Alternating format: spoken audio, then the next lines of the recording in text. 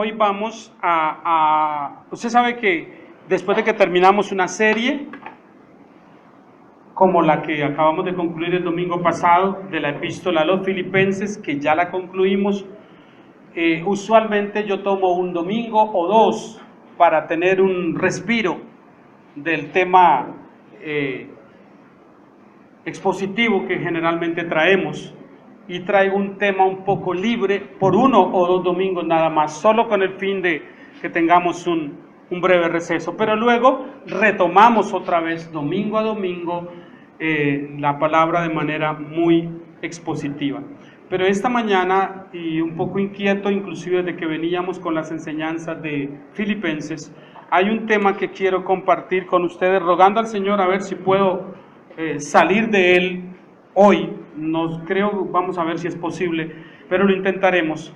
Y tiene que ver con algo que nos afecta a todos, que nos toca a todos sin excepción, desde niños inclusive, porque los niños saben muy bien de lo que es el dinero. Entonces hoy vamos a hablar de nuestra relación con el dinero. Ese es el tema de hoy. Nunca hemos tratado un tema como ese acá, pero lo vamos a hacer, viendo la necesidad también que tenemos de conocer lo que la Biblia enseña al respecto. Y como base bíblica, tengo 2 textos que quiero que ustedes los escuchen, mientras Josmer viene y los lee para nosotros. Ven acá, yo te pongo el micrófono, lees. Porque los que quieren enriquecerse caen en tentación y lazo, y en muchas codicias necias y dañosas, que hunden a los hombres en destrucción y perdición, porque raíz de todos los males es el amor al dinero, el cual codiciaba algunos, se extrayeron de la fe y fueron traspasados de muchos dolores. Esa es primera de Timoteo 6, 9 al 10. Y el otro texto es el Salmo 24, 1.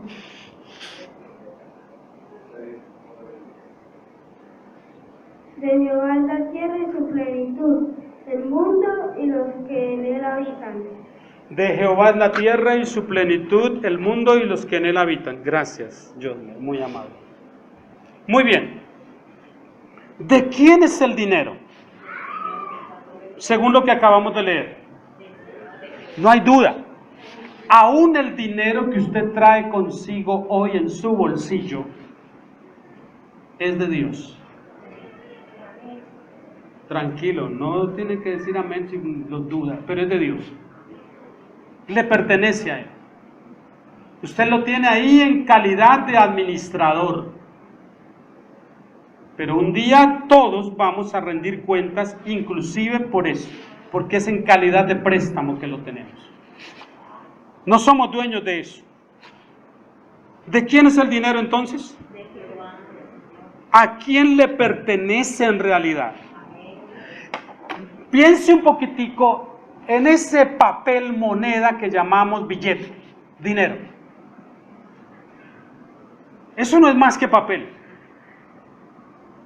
Es papel trabajado, procesado para esos fines y usado por los gobiernos de los países para hacer más fácil el obtener, comprar cosas y vender. Pero es papel. Usted puede prenderle candela y va a prender como cualquier otro papel. Es solo papel y nada más que papel. Pero ¿de dónde viene ese papel? ¿Sabe de dónde viene el papel? De los árboles. De los árboles. ¿Y quién hizo los árboles? Entonces, ¿de quién es ese papel que usted carga ahí en el bolsillo y que cuida tanto y que no se lo dice el familia? Es del Señor. Son hojas de árboles bien procesadas y troncos de árboles todos bien procesados. Eso es básicamente. Ahora, si eso es del Señor, entonces tenemos que seguir formulando algunas preguntas. ¿Qué hace o para qué sirve en verdad el dinero? ¿Cuál es su fin? Observe que le he formulado 4 preguntas. ¿De quién es el dinero? ¿A quién pertenece en realidad? ¿Qué hace o para qué sirve en verdad el dinero? ¿Y cuál es su fin? La prueba de que el dinero no es más que papel es lo que suele suceder en algunos países cuya devaluación, estilo Venezuela, llega a significar que con un bulto de billetes usted no pueda comprarse ni siquiera una Coca-Cola. Eso quiere decir que es puro papel y nada más.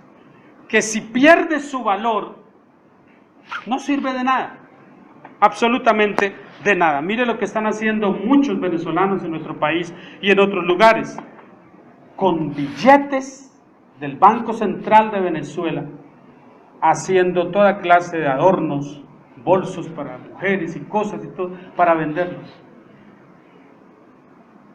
Un dinero que en otro tiempo valía, pero que hoy no vale nada, absolutamente nada.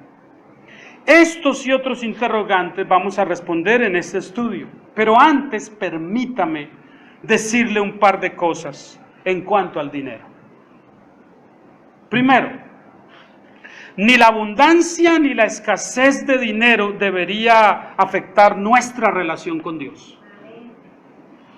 Eso no debería ser un termómetro. ¿Cómo estoy con Dios? Si tengo suficiente dinero, estoy contento, estoy feliz y mi relación con Él se profundiza. Si no tengo dinero, estoy regodiento y reclamándole y pidiendo y exigiendo. Eso mide mucho. Segundo, ante Dios, nuestro valor o dignidad no se relaciona para nada con la posesión de bienes materiales, pese a que casi en toda cultura moderna sea de esta manera. Hoy en día se dice que dime cuánto tienes y te diré cuánto vales. No quién eres, sino cuánto tienes. Porque la sociedad de hoy valora a las personas por lo que tengan y no por lo que sean. Y lamentablemente eso ha entrado también a la iglesia. Tercero, el problema no es tener dinero o no tenerlo. Ese no es el problema. El problema es con nuestra actitud, sea que se tenga dinero o que no se tenga. El problema es con el cómo obtenemos el dinero y cómo lo gastamos. Cómo lo ganamos, cómo lo obtuvimos y cómo lo gastamos.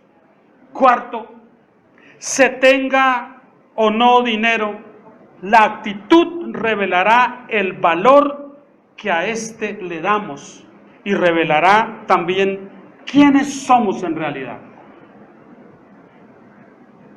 Quinto, el dinero, como todo lo demás en este mundo transitorio, es de carácter pasajero. De hecho, es lo que más cambia de dueño. Ese billeticos que tenemos, es lo que más cambia de dueño. Ahorita usted lo tiene ahí en su bolsillo, pero a mediodía que almuerce, se fue a las manos de otros, con lo que pagó el almuerzo. Porque es lo que más cambia de dueños. En cuanto al dinero, vamos a decir algunas cosas y vamos a ir a algunos pasajes y textos bíblicos. Algunas verdades bíblicas en cuanto al dinero. Hay que aprender a confiar, mi hermano, en Dios y ser prudente. Confiar y ser prudente. Mire el Salmo 37, por favor, versículo 25. Este texto que leemos está bajo la mentalidad hebrea. Joven fui y he envejecido, y no he visto justo desamparado, ni su descendencia que mendigue pan. Aclaro, verán por qué ahora, que esto es producto de la mentalidad hebrea, pero nos enseña que podemos confiar y ser prudentes también. Confiar no equivale para nada a pasividad, a estar muy quietos, desempleado por 6 meses, pero durmiendo hasta tarde y decir estoy confiando en el Señor. Eso se llama negligencia y pereza. No es confianza en el Señor, es negligencia y es pereza. Y por supuesto, esas dos son madres de la pobreza. Después de eso viene la ruina y la pobreza. Una persona que no es diligente, que no procura hacer algo y ganarse el sustento para él mismo, está en verdadera ruina. Confiar es diligencia. Confiar es hacer, es trabajo, es esfuerzo. Eso es confiar. Es procurar hacer algo para ganar al menos mi propio sustento. Al menos eso. El apóstol Pablo dijo en una expresión para algo dura: el que no provee para su propia casa ha negado la fe y es peor que un impío. Y es verdad que pasamos tiempos duros en ocasiones, difíciles. Pero si algo nos han enseñado un gran número de inmigrantes venezolanos, es que sí hay cosas por hacer para ganarnos el sustento. Porque yo no sé usted, pero que yo recuerde, eran muy pocos los colombianos que se dedicaban, muy pocos, exclusivamente a vender café, aguaromática o té en termos por toda la ciudad. ¿Quiénes trajeron esa costumbre? Sí, había colombianos que lo hacían acá, pero no de la manera como lo hacen ellos. Y así otra clase de asuntos, que parece que a nadie se le había ocurrido acá. Pero la necesidad que ellos traían los forzó a eso. Y han llegado inclusive a un extremo de desplazar a muchos colombianos. Hasta con violencia, lamentablemente. Pero uno ve personas, uno ve mujeres, hombres, jóvenes, que quieren hacer algo y ganarse el sustento de buena manera, y lo logran, y lo consiguen. Así sea vendiendo dulces, pipas, dicen acá, cualquier cosa de eso, un caramelo. Pero se dan mañas de hacer algo. Hay una ancianita que seguramente ustedes también la han visto, una viejita campesina, que se hace ahí en la Cero, con diagonal de este lado, con su sombrerito, muy tierna ella, y nunca se acerca a usted para pedirle una moneda, sino para venderle algo, unos caramelitos o algo. Todos los días está ahí, y es mucha la gente que no le compra nada, pero le da alguna moneda.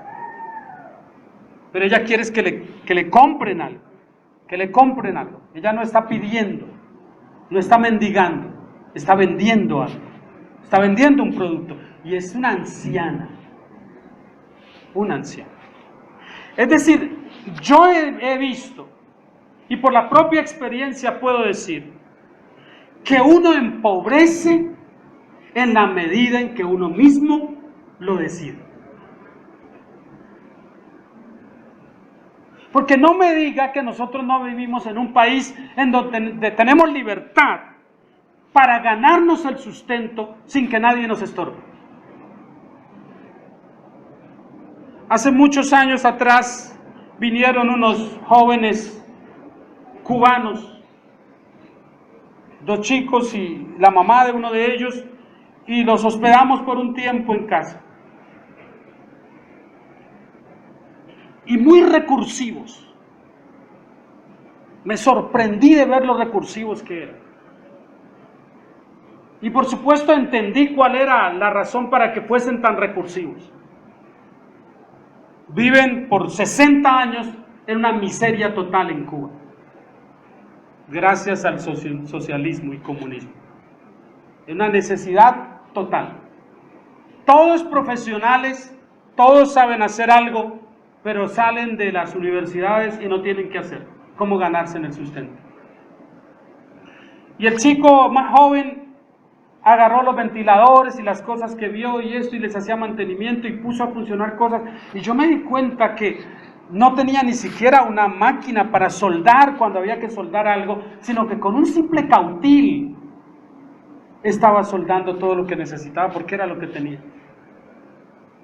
Y cuando nos vio alistar un jabón de baño para clavarle unos cuantos alfileres y hacer una decoración navideña, ellos estaban asustados diciendo, ¿cómo ustedes pueden gastar un jabón de baño en eso? Era un asunto decorativo. Nosotros no tenemos jabón de baño.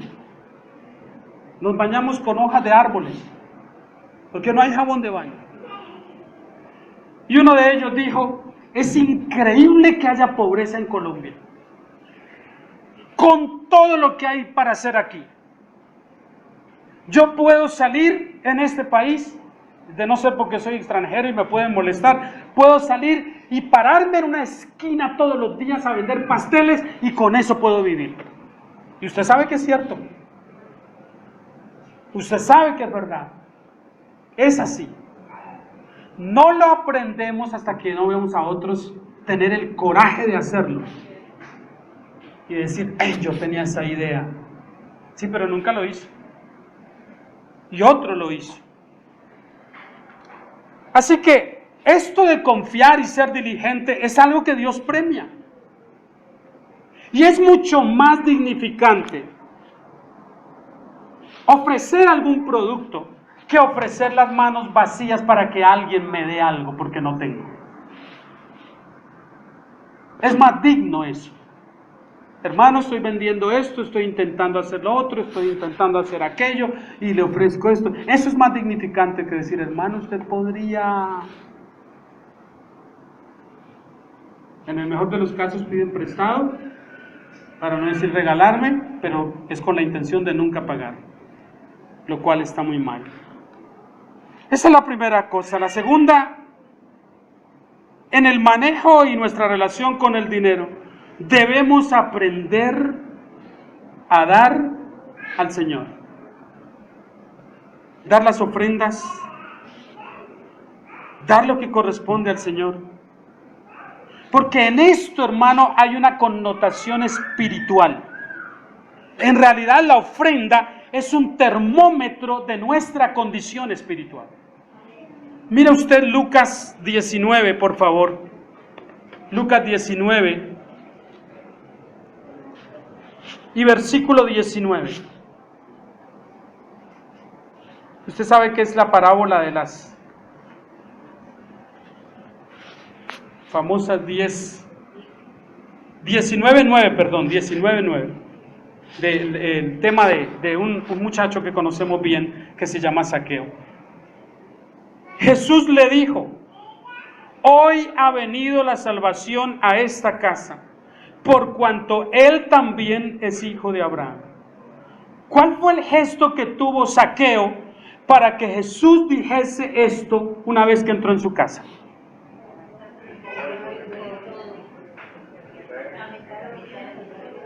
Zaqueo está mirando desde un árbol, porque era muy pequeñito de estatura, y se subió a un árbol para poder observar. La multitud no le permitía llegar al Señor, y él se trepó a un árbol y desde allí veía, y él no hizo nada para llamar la atención, pero el Señor lo llamó. Se conoce el pasaje, capítulo 19, Zaqueo, ven, es necesario, le dijo, que yo pose hoy en tu casa. Jesús se autoinvitó a la casa de Zaqueo. Eso era lo que le estaba diciendo. Hoy voy a ir a tu casa y voy con intención de quedarme, atiéndeme. Y por supuesto él bajó rápidamente del árbol y tuvo que correr a casa y hacer todos los preparativos. Y cuando alistó la cena y ordenó todo allí y el Señor llegó, todos los religiosos que estaban por allí, los vecinos de Zaqueo, comenzaron a murmurar. Este no es ningún hijo de Dios, ni ningún rabino, porque no sabe quién es ese hombre que lo está invitando a su casa o a donde él se autoinvitó. No tiene ni idea quién es. Es un recaudador de impuestos. Y usted sabe que los recaudadores de impuestos eran judíos que trabajaban para el Imperio Romano recaudando los impuestos de los judíos y luego se los llevaban a los romanos. Eso era mal visto por parte de los judíos. Eran la DIAN, nuestra, pero en ese contexto de la época. Y eran judíos mismos, y Zaqueo era uno. Ahora, acusan a Zaqueo de que era ladrón, pero no hay base en la Biblia que nos sugiera tal cosa.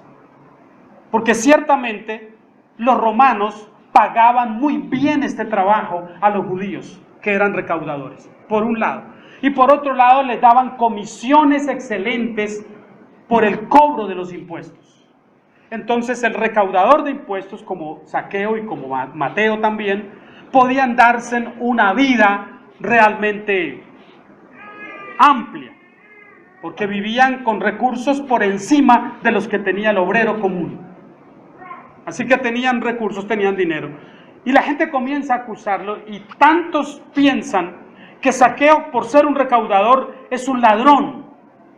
Pero él hace una declaración y él dice al Señor, le dice: Señor, si en algo yo he defraudado a alguien, dice. Si a mí me demuestran que yo he defraudado a alguien, yo quiero devolverle cuadruplicado. Ojalá Zaqueo me hubiese defraudado a mí. Porque si me hubiera quitado $100, tenía derecho a devolverme 400. Cuadruplicado. Yo le devuelvo cuadruplicado. El que venga y demuestre aquí delante del Señor que yo le quité algo, le voy a devolver 4 veces lo que le quité. Y ante esa disponibilidad, mire lo que él dice para que el Señor diga esta cosa. He aquí, Señor, el versículo 8. La mitad de mis bienes doy a los pobres. Esto fue lo primero que dijo. La mitad de todo lo que tengo, Señor, no lo necesito ya. Quiero darlo a los pobres. Y a los que me demuestren que les he defraudado, les voy a devolver cuadruplicado. Tendría dinero el hombre para decir eso. Y el Señor no le dice que haga una cosa o haga la otra. No es eso lo que le dice. El Señor lo que dice es: hoy ha llegado la salvación a esta casa. Porque la relación, la perspectiva en la que Zaqueo fue puesto con su dinero, si algo quería él y amaba tener, era dinero. Y ahora que el Señor viene, lo pone en perspectiva y él dice: ¿qué es el dinero para mí? Lo que más importa ya lo tengo ahora en mi vida. Y el dinero pasó a ser algo secundario para él, no lo más importante. ¿Con cuánto estaba dispuesto a quedarse él? Zaqueo comprendió el día que Jesús vino a su casa que estaba viviendo con mucho más de lo que en realidad necesitaba. Y ojo, porque esto es muy importante, mi hermano. Muchos de nosotros, aunque creemos que somos pobres, si nos comparamos con otros, vivimos por encima de lo que realmente necesitamos. Porque la mayoría, aunque parezcamos muy pobres, tenemos más de lo que requerimos. Un poco más. Por eso es tan importante aprender a dar al Señor, porque es un termómetro de cómo está nuestra relación con Él. Y porque al ofrendar, estamos expresando fe y confianza en Dios, así como confianza en quienes nos dirigen también. No tenemos ni la autorización ni el descaro para decir nosotros en esta iglesia: traiga su ofrenda, su semilla, su pacto, y traiga su diezmo y tráigalo al siervo que está aquí. Porque no hay nada en la Biblia que enseñe eso. El siervo finalmente es eso, un siervo. Y cuando sus necesidades básicas están suplidas, ya está bien. Úsese el dinero para otros asuntos. Ofrendar es importante, pero es importante hacerlo con inteligencia y con alegría. Segunda a los Corintios 9:7, que fue un pasaje que consideramos el pasado domingo, nos aclara un poco esto. Segunda a los Corintios 9:7. Cada uno dé como propuso, en su corazón. No con tristeza ni por necesidad, porque necesito que Dios me dé más, entonces yo le doy a Él. Ese es el trueque que enseñan hoy en muchos lugares. Pero acá dice ni por necesidad, sino ¿cómo? Con alegría, porque Dios ama al dador alegre. Es decir, la ofrenda debe ser algo que yo planeo y debe ser dada con buena actitud y de manera generosa. Esto tiene que ver con lo que damos, no solo con lo que damos, sino también con lo que nos quedamos. Tiene que ver con las dos cosas, con lo que damos, que nos desprendemos de eso, y con lo que nos quedamos también. ¿Con cuánto nosotros nos quedamos? Si todo es del Señor, si todo le pertenece a Él, entonces aprendemos a dar con más generosidad. Ahí mismo, en 2 Corintios 9, mira el versículo 6. Pero esto digo, el que siembra escasamente, también segará escasamente. Y el que siembra generosamente, generosamente también segará. El lenguaje es un lenguaje agrícola que utiliza Pablo acá. No le tenga miedo a esa palabra, el que siembra, porque por lo mal utilizada que está en otros círculos, cuando la leemos acá, inmediatamente tenemos con qué van a salir. Y nos alarmamos de una vez. No tiene que ver con aquello que enseñan en otros lugares. Vamos a pensar en lo que es esto, los que saben que alguna vez han sembrado alguna semilla. Usted sabe que entre más semillas plante, más cosecha va a recoger. Eso es obvio. Entre más semillas se plante, más va a cosechar usted. Ahora, en esto tenemos que ser cuidadosos, porque cuando damos dinero al Señor, no estamos sembrando para que nos dé más. Al contrario, estamos dando porque Él ya nos dio a nosotros. Y por eso es que tenemos para dar, porque ya Él fielmente proveyó a nosotros. Ahora, por favor, mire Mateo 12, Evangelio de Mateo 12. Y el versículo 41. No lo dejes dormir. 41 al 44. A ver, todos los niños despierticos. No se me duerme ninguno, menos el que leyó la palabra. No te duermes. 41 al 44. Los hombres de Nínive se levantarán. 12:41. No, es Marcos, perdóneme, de razón que no me sonaba. Es Marcos 12. Marcos 12. Eso, Santiago está pendiente que no se le duerma al hermano. Bien, Santiago.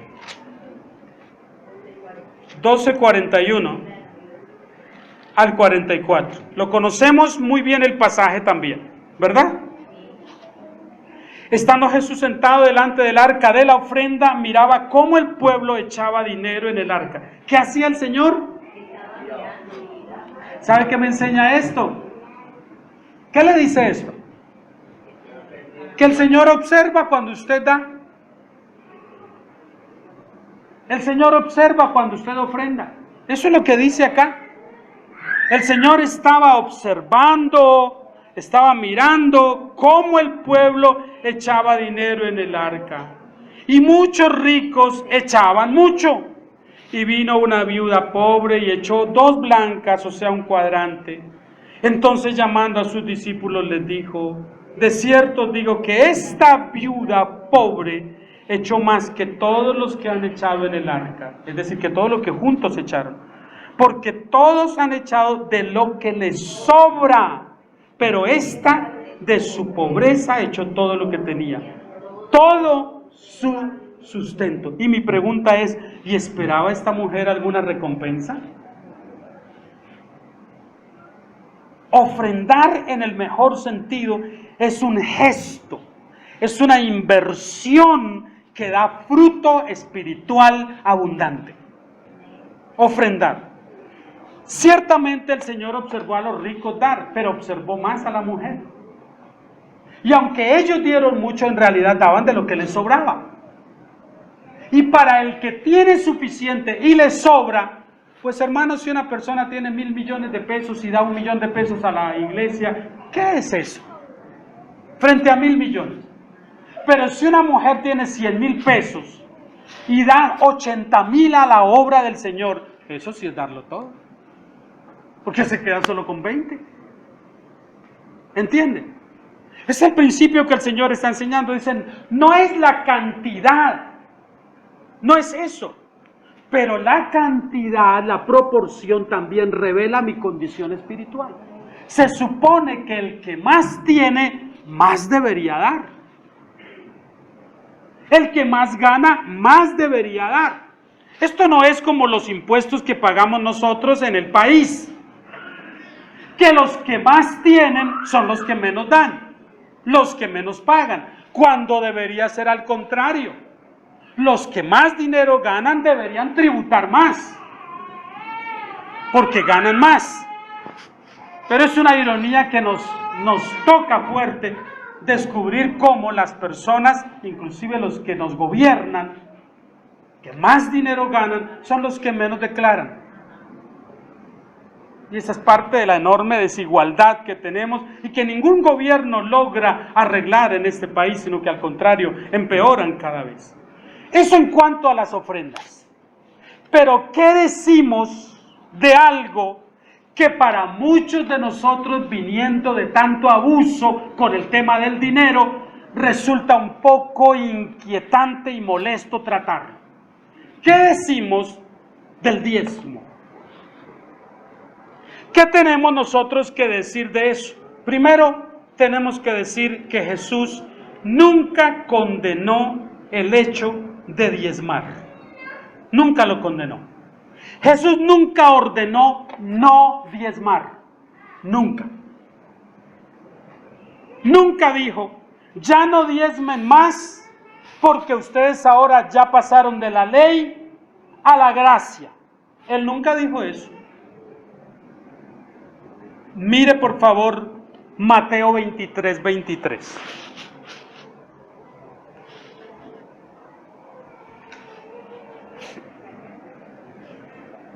Ay de vosotros, escribas y fariseos hipócritas, porque diezmáis la menta y el eneldo y el comino, y dejáis lo más importante de la ley, la justicia, la misericordia y la fe.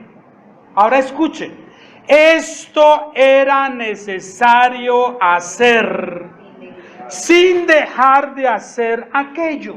¿Qué es lo que está diciendo el Señor? Pero ¿en qué contexto y a quiénes se lo está diciendo?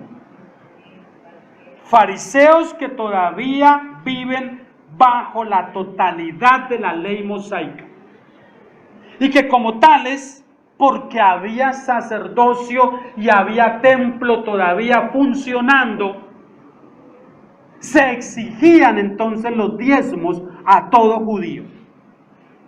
De hecho, no hay pruebas en la Biblia de que el diezmo se demandara de gentiles, sino de judíos, de hebreos. Y el Señor se está dirigiendo a fariseos, judíos, que están todavía bajo la ley. Y lo que les dice es, ustedes son muy estrictos, inclusive diezmando, en este caso los que trabajaban con productos agrícolas, el eneldo, el comino, son muy estrictos en separar la cantidad de granos de comino que irán en un bulto. 1 millón de granos en ese bulto. De ese millón, exactamente 100,000 los vamos a poner aparte para llevarlos al templo. Ni uno más, sino con una exactitud. Y el Señor dice, son muy religiosos en eso. En eso. Pero son muy distraídos con lo más importante. La misericordia, la justicia y la fe. Eso es más importante. Y luego les dice, deberían hacer esto, seguir practicando esto, sin dejar de hacer aquello. Es decir, las dos cosas van de la mano. El Señor no está revalidando el diezmo para nosotros como iglesia hoy, como algunos dicen, porque se está dirigiendo a judíos que están todavía bajo la antigua dispensación. Es más, no hay en la Biblia, después de que el Señor menciona esto, solamente en Hebreos se vuelve a mencionar la palabra diezmo. No se menciona más. El apóstol Pablo no habla sobre dar diezmos.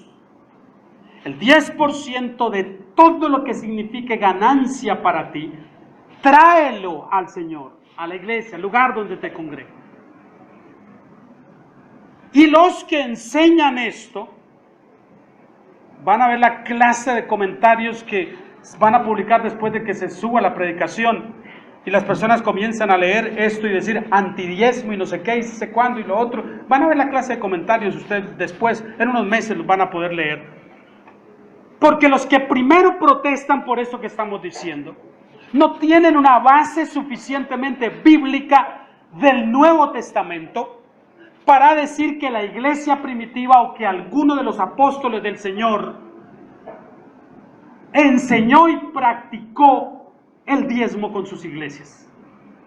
Cuando Pablo pide a Timoteo que vaya a Éfeso y a Tito lo deja en Creta para instituir las iglesias, no les habla nada acerca del diezmo.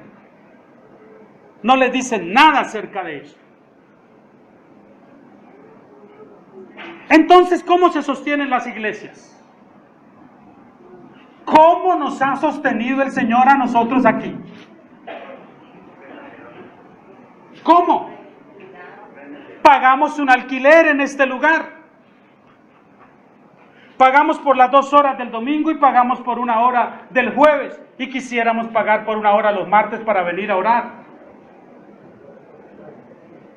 ¿De dónde sale el dinero? Si no andamos acosando a la gente y manipulándoles y diciéndoles todo el tiempo, malditos sois con maldición si no me traes el diezmo. ¿Cómo nos ha sostenido el Señor? Sin mantener la enseñanza forzosa del diezmo de la manera como lo hacen en otros lugares, en donde inclusive las personas no pueden ser miembros de la iglesia si no demuestran que dan el 10% de todo lo que ganan. ¿Cómo nos ha sostenido el Señor a nosotros? Con las ofrendas que cada uno de ustedes anónimamente da al Señor. Con eso nos sostiene el Señor. Y es verdad que algunos, atención, aquí viene la segunda parte, que como no hay una base suficientemente sólida para decir el diezmo sí es algo que nosotros debemos practicar, como no hay una base para eso, por eso yo no lo enseño. Pero sí hay una base para decir, como lo que leímos ahora en Corintios, que la iglesia del primer siglo siempre estuvo dando conforme propuso en su corazón. Pero escúcheme, un corazón alineado con los intereses de Dios. Un corazón que está en sintonía con los intereses de Dios. ¿Cómo dará un corazón así? Para un corazón así, dar el diezmo en ocasiones le significa poco.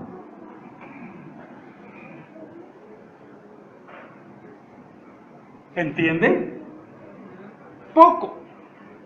Porque dice, pero si yo tengo la libertad de dar al Señor todo lo que yo quiera, ¿por qué no puedo esta quincena no dar el diezmo sino dar el 20? ¿Quién dice que no lo puedo hacer?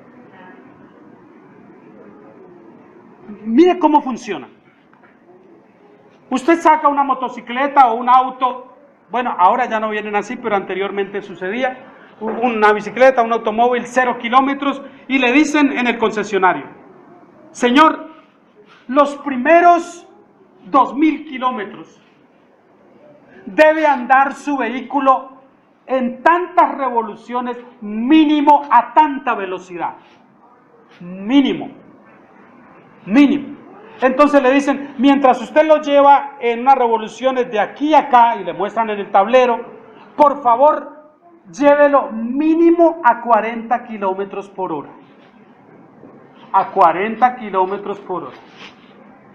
Lo que le están diciendo es, eso es lo mínimo a lo que lo debe llevar, no lo lleve por debajo de ahí. Eso es lo que le están diciendo. No le están diciendo que no lo lleve por encima de ahí, sino por debajo. Porque el motor no revoluciona como debe ser. Entonces le dice mínimo a 40. Es decir, cuando usted ve que la aguja está en 40, no permita que baje de ahí. Puede subirlo. Súbalo a 45, a 50, a 60, no importa. No importa. Pero no lo deje bajar de 40. Porque el motor va a sufrir. No está revolucionando como debe ser. Es como cuando usted pasa por un asunto donde hay una cámara y le muestra la velocidad máxima a la que debe transitar. Máximo 30 kilómetros por hora. Y 2 kilómetros atrás, nos pasó viniendo de la costa el año pasado, en Aguachica, 2 kilómetros atrás. Sin saber que adelante estaba el aviso y la cámara y esto. Pasé por frente a la cámara a 37 kilómetros por hora. Y era lo permitido a 30 kilómetros. Yo no podía andar a más de 30, mínimo. Pude pasar andando a 20 kilómetros por hora y no hubiera tenido problema. Pero pasé a 37 kilómetros por hora. A los 2 meses, cuando fui a hacer una vuelta por allá al tránsito, ahí estaba mi fotografía y todo, la placa, ni modo de negarlo. Y la velocidad a la que pasé y todo. Y pague porque no hay otra. Pague. ¿Entiende eso de lo mínimo?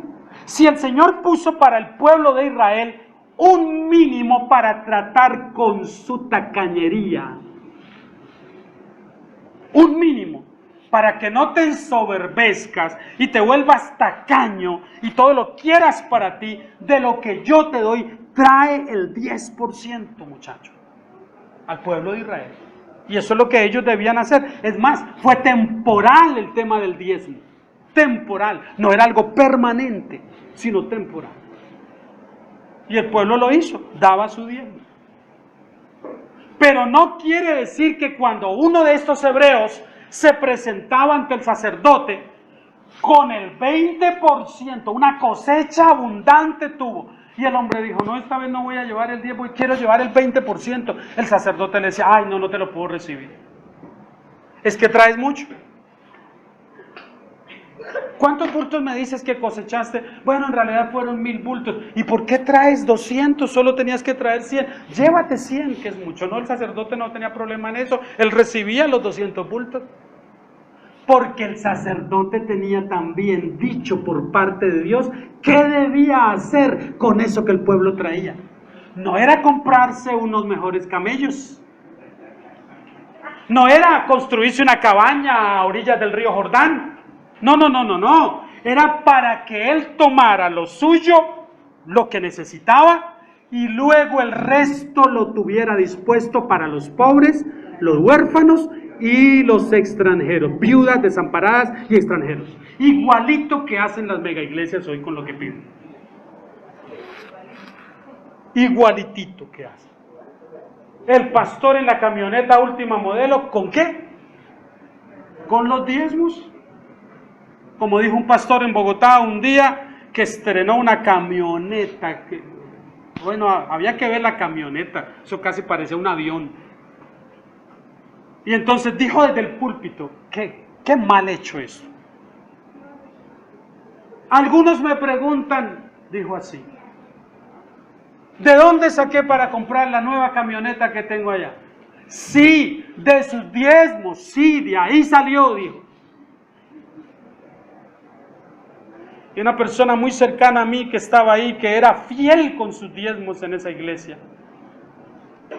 se puso de pie y dijo, de los míos, dijo para sí, de los míos nunca más podrá tener camioneta, hasta luego. Y se fue y nunca más volvió. Porque dijo mi hermano, ay, ese está mi hermano, dijo mi hermano, cuando supe que lo que hacía con eso me pareció descarado. Todos sabemos que sale de ahí, pero no lo digas de esa manera. Porque en la iglesia también tenemos gente muy necesitada. Y todos nos preguntamos, ve, ¿qué haría con el otro carro que tenía que, pues estaba muy bueno? El siguiente domingo supieron qué hizo con el otro. Su hijo andaba en él. Entiende que estas cosas con el dinero son tan delicadas, justamente por eso. Pero no hay nada en la Biblia que a nosotros nos diga, prohíbale a los hermanos dar el diezmo. Es decir, si uno de ustedes tiene el hábito de dar el 10% de todo lo que gana el Señor, es una buena proporción que usted da al Señor, está bien. Nadie le va a decir, ay no hermano, no, usted está dando, no de eso, ¿cómo así que el diezmo? No, está bien. Como es anónimo, está bien. Lo que no está bien es que estemos por debajo de eso, que cuando estábamos en otro lado nos forzaban a dar. Eso es lo que no está bien. Y temo que algunos de los aprietos que a veces pasamos acá tiene que ver con eso. Que como no hablamos de diezmo, ni porcentaje, ni nada, entonces algunos dicen, esta es una iglesia del 2%. O del 5%. Tan chévere, yo puedo dar el 5% porque como nadie se da cuenta, basta que Dios se dé cuenta. Cuando usted se pone por debajo de eso mínimo, usted está siendo tacaño. Así de sencillo es. No le voy a decir que le está robando al Señor, pero está siendo tacaño, está siendo mezquino. Y usted sabe que cuanto uno más da, más recibe. Y eso es cierto, cuanto uno más da. Así que no podemos entonces legislar sobre esto del diezmo. Y decir, no des tanto, no des aquello, des sola. No, si usted tiene como hábito y usted cree que es un principio bíblico para usted dar el 10% sin ser judío y sin estar bajo la ley judía como tal en su totalidad, y cree eso, tiene esa convicción, sígalo haciendo entonces. No hay ningún problema. Pero si usted, siendo creyente, nacido de nuevo, cree que le puede dar al Señor migajas de lo que recibe, eso sí está mal. O peor aún, no dar nada. Pudiendo hacerlo y no dar nada. Simplemente no. Hoy no quiero dar. Menos mal que aquí no molestan por eso ni nada. Da la impresión que el pastor como que no necesita, porque él anda en su carro, él nunca dice que necesita plata. Es más, nos ha dicho, ¿sabe qué me dijo alguien el otro día cuando dijo, usted se puso a decir por ahí que a veces le mandan ofrendita de aquí y de allá y ahora menos van a dar los hermanos? Y yo dije, quiero no creer que será así.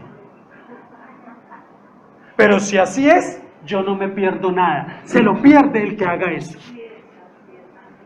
Se lo pierde.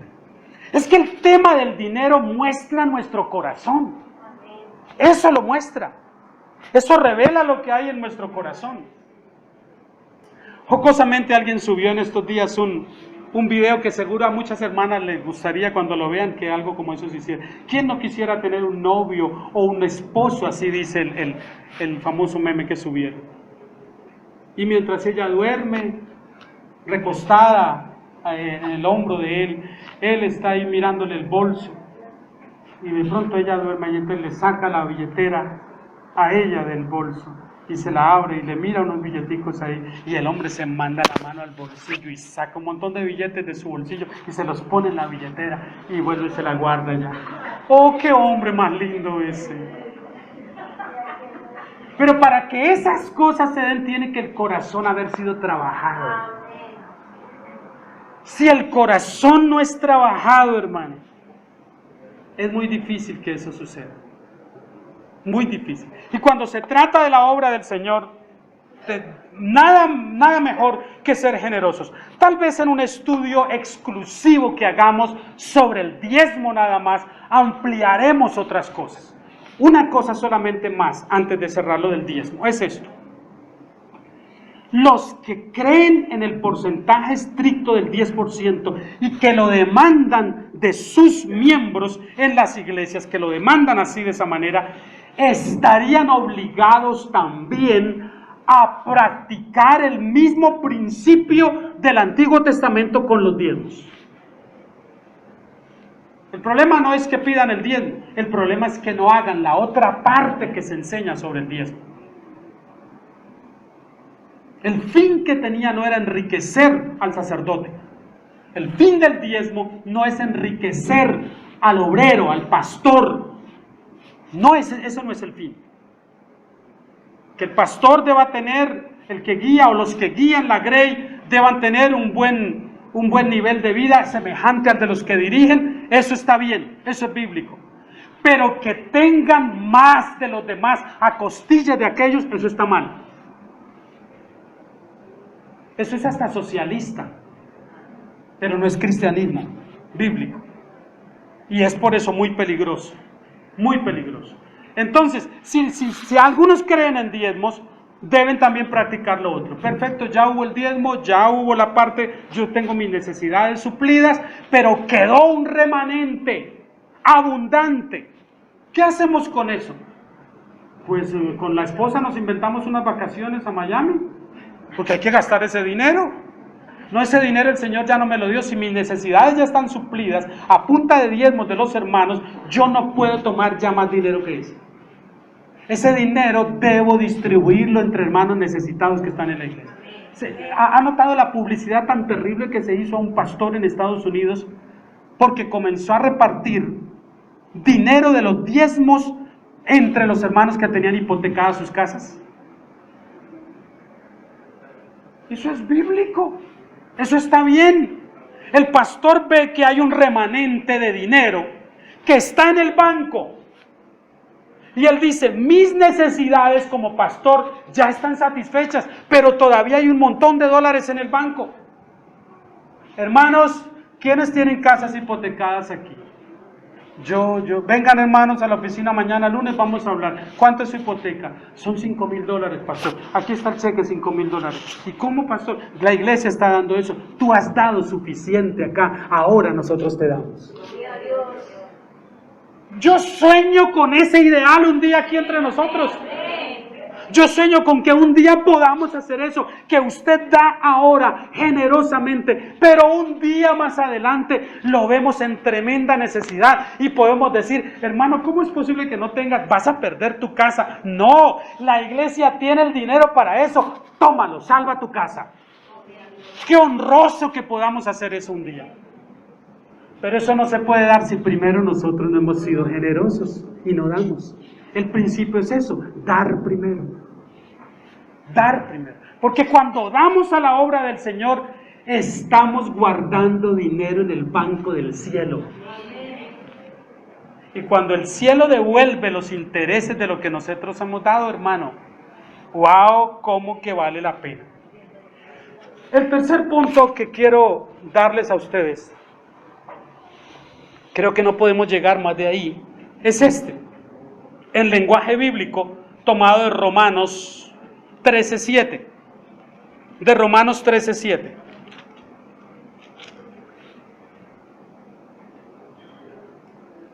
Pagad a todos lo que debéis, al que tributo, tributo, al que impuesto, impuesto, al que respeto, respeto, al que honra, honra. En un lenguaje breve sería, en palabras del Señor Jesús, dar al César lo que es del César. Pagar los impuestos según la ley lo exige, pero no sobreabundar en esto. Usted no va a la DIAN para que le digan cuántos son sus impuestos y le dicen, señor, está debiendo 380,000 pesos de impuestos y usted pasa 400 y ¿qué? Deje así. Deje 20 ahí para el gobierno. No, usted no necesita sobreabundar en esto.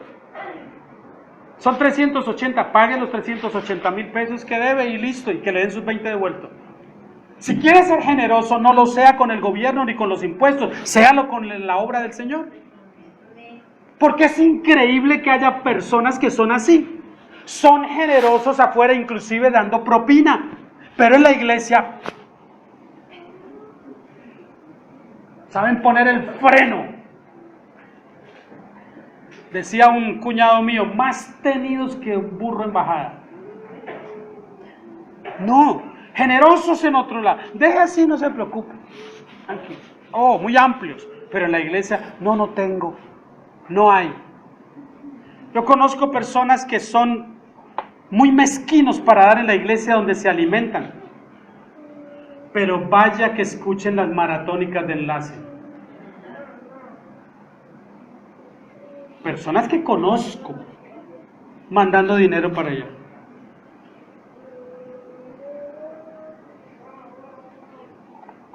Eso es pecado. La iglesia pasando aprietos y necesidades donde se congregan ellos. Y ellos mandándole dinero a mercaderes de la fe. A gente que si algo no necesitan es dinero. No, en impuestos usted no necesita sobreabundar. Y si me permite un último puntico y terminamos. Amar la justicia y la equidad. Pagar a cada quien lo que corresponde. Por su trabajo y por su esfuerzo. Mire Jeremías 22:13. Sé que nosotros estamos acostumbrados a una predicación más expositiva y por eso ir de un lado o de otro a la Biblia ya no nos resulta tan... Pero hoy es por la pausa que tenemos. 22:13 de Jeremías. Y creo que es necesario. Ay del que edifica su casa sin justicia y sus salas sin equidad, sirviéndose de su prójimo de balde y no dándole el salario de su trabajo. De esos que dicen patronos colombianos que no ocupan mano de obra colombiana sino venezolana, porque aprovechan la necesidad del venezolano y porque dicen algo como esto: es que iba a mandar a arreglar mi casa y el colombiano me pedía 500,000 pesos por pintar toda mi casa. Cuando la vaya a pintar, dígame a mí, yo voy y se la pinto. Aunque no crea, soy pintor y hago ese trabajo con honra. Y llevo un par de hermanos colombianos o venezolanos que me ayudan, me sirvan como ayudante y les pago lo digno. A veces terminan ellos ganando más que yo. Y sabe, cuando usted dice contrato a ese venezolano mejor, es que el colombiano me cobraba 500,000 pesos. Pero al venezolano le doy 200 y está feliz de que le dé 200. Porque es que como allá 200 es un poquito más que lo que es aquí. Pero él vive acá y él va a gastar acá. Y no es justo que usted haga eso. Si usted sabe que lo justo es pagarle los 500,000 pesos y le paga solo 200, usted está robando a alguien que tiene necesidad. Y entonces después sucede lo que vemos todo el tiempo por las redes sociales. Ay, que es que emplea a un venezolano y que mire que salió y se llevó tal cosa y se llevó no sé qué. ¿Por qué no le pagó lo justo? Si usted no le paga cesantías, no le paga prestaciones, no le da salud, no le da el almuerzo, no le da lo que es justo a un colombiano o venezolano, lo más seguro es que lo esté obligando a que de alguna manera él tome de otro lado, porque tiene que equilibrar el asunto. Y aunque no es justo, ni es bueno que haga eso, no lo justifica, muchos lo harán. ¿Qué es lo que hemos visto? No es que contrató en una ferretería a un venezolano para que le trabajara por un tiempo y resulta que ganó confianza y esto. Venga, ¿y sé cuánto le pagaba? Bueno, yo le daba 20,000 pesos diarios por 8 horas de trabajo y de ahí tenía que almorzar. Sí, el transporte también lo pagaba de ahí. ¿Y qué esperaba usted? ¿Qué esperaba usted? Y vemos una cantidad de patrones abusando de eso, de la necesidad del otro, lo cual es malo que hagan aquello, que roben, sí, es malo, pero es malo también contratarlo sin pagarle lo justo. Es muy malo, no es bueno. Y Dios se da cuenta de todo esto. En Deuteronomio 23:19 inclusive se habla sobre el préstamo al hermano. Hay hermanos a los que se les puede prestar dinero, pero hay otros que es mejor regalarles alguito poquito y no prestarles para no perderlos. Y ya más o menos los conocemos. Entonces, cuando usted ya sabe que el hermano fulanito viene con, pastor, ¿me podría prestar 100,000 pesitos? Usted ya sabe porque tuvo la experiencia. Entonces no le preste. Si puede regalarle 20, mira, no te puedo prestar 100,000, pero te puedo regalar 10,000 o 20,000. Deuteronomio 23:19, prestar al hermano sin cobrar interés. ¿Cómo es posible que haya cristianos que viven de prestar dinero a intereses? Y a intereses por encima de lo permitido por la ley. Eso no es correcto a la luz de la Biblia. Hermano, usted sabe cómo están las cosas. Yo sí tengo los 10 millones de pesos que usted necesita, pero se los presto al 15%. ¿Sabe qué permite la ley colombiana inclusive? Para que usted lo sepa. Recibir ese dinero bajo ese préstamo y denunciar luego a la persona. La ley lo permite. Porque es usura. Ese que tiene los 10 o los 20 millones, que abusa del otro para prestárselos a ese interés, si va al banco, en el banco no se lo pagarán. Cuando él deja el dinero allí prestado, no le pagan intereses del más de la tabla establecida por el gobierno, el 2% a lo sumo. Y la Biblia dice, a tu hermano no le cobres interés. Asegúrate que te pague. Pide una garantía si quieres, pero no le cobres interés. Si puedes hacerlo, hazlo de esa manera. Ahora, si me permite, me adelanto un poquitico a esto que lo trataré el siguiente domingo, pero mire, el que toma prestado debe pagar también. Porque hay de aquel que tiene por costumbre tomar prestado de los hermanos y no devolver lo que le prestaron. ¿Sabe lo que está haciendo? Cerrando puertas rapidito. Porque eso se corre la voz rápido. Y por eso es que usted ve personas que le piden prestado a usted una vez y después ni lo saludan nunca más para no pagarle. Pero eso mismo que hace con usted ha hecho con un montón más de personas y cerró puertas por todos lados. Cuidado con hijos que piden dinero prestado de sus padres y que pueden pagar pero nunca les devuelven. Y ahí está el papá o la mamá diciéndole, oye mi hijo, ¿y los 100,000 pesitos que te presté? Ay mamá, no moleste. Ay mamá, usted sí cansa. Oye, fueron prestados, estás ganando, devuélvala a tu mamá. Es hasta vergonzoso que le estés pidiendo prestado, deberías tú darle a tu mamá o a tu papá. Sé que esto no suena muy bonito, muy agradable, pero se lo hubiera envuelto en papel de regalo para que les gustara más. Solo, dice el Salmo 37:21, solo el malvado pide prestado y no paga. Solo el malvado. Es deshonesto no cumplir con una deuda que obtuve. Porque la deuda pendiente me contamina a mí. Yo sé exactamente lo que debo, mis hermanos. Yo sé exactamente a quiénes le debo y cuánto le debo a las personas. En eso no me falla esta cabeza. Yo sé lo que debo y sé a quiénes. Y aún a las entidades, cuando he debido, a sabiendas de que no hacen mucho caso y que me ha atrasado por un tiempo en el pasado, he dirigido una carta para explicar mi situación.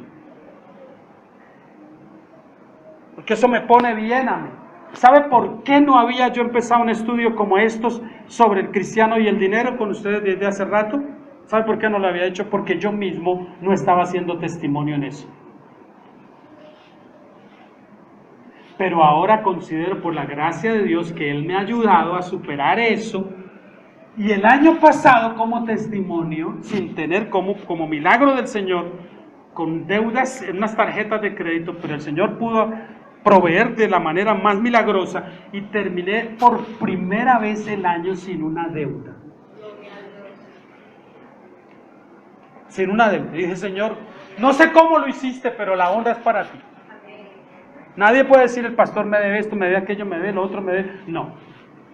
Porque todo fue arreglado y increíble, hermano. De una manera increíble. Y cuando a veces usted por ahí se cuelga en algo y no puede cumplir con una obligación porque obtuvo un préstamo de algún hermano, no se oculte, no se esconda, ponga la cara, déjelo saber. ¿Sabe qué es triste? Que usted ve personas a las que les prestó dinero y que siempre le dicen que no tienen cómo pagar, pero les ve estrenando celular cada mes, cada 2 meses, y tienen hasta mejor celular que usted tiene. Y usted dice, pero ¿cómo así que no tiene para pagarme 100,000 pesos que le presté, pero tiene un celular de 500,000 pesos? Algo está mal con esa persona, algo está mal, y está labrando desgracia para él. Así que estas cosas, aunque sé que suenan un poquitico, es necesario que las tratemos. Esto es solo la primera parte. La segunda parte se la traigo el domingo, calientica, bien sabrosa. ¿Está bien? En papel de regalo. Así que es bueno hoy, que habiendo oído esto, hoy nos dispongamos para darle al Señor una ofrenda que caramba, digamos, Señor, la palabra me tocó y yo he sido tacaño. Yo voy a aprender a ser generoso contigo. ¿Qué es esto? Señor, te damos muchas gracias esta mañana.